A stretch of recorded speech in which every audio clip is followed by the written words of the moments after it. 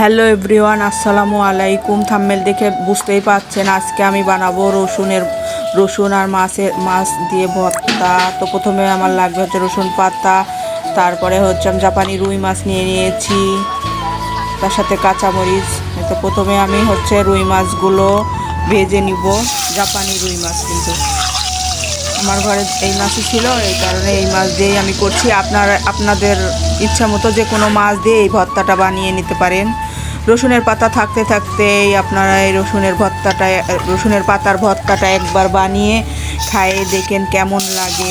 অনেক মজা, আমিও বানিয়েছিলাম, অনেক টেস্ট হয়েছিল, আপনাদের কাছেও ভালো লাগবে। দেখুন, ওই যে আমি পেঁয়াজ মরিচ সব ভেজে নিলাম। ভেজে নিয়ে তো মাছগুলা এখন আমি ওই যে রসুনের পাতার সাথে ভেজে নিলাম।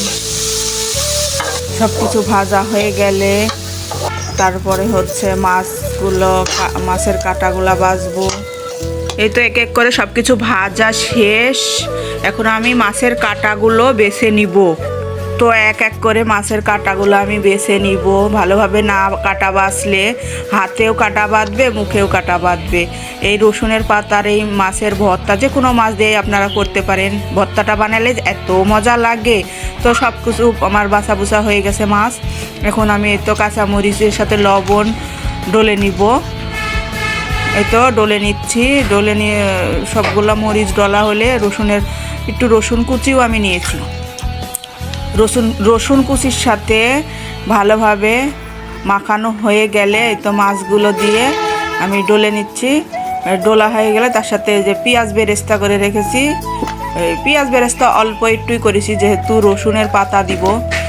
তো এই কারণে এই তো দেখতেই পাচ্ছেন রসুনের পাতাগুলোও এখন আমি দিয়ে দিচ্ছি ভর্তার মধ্যে।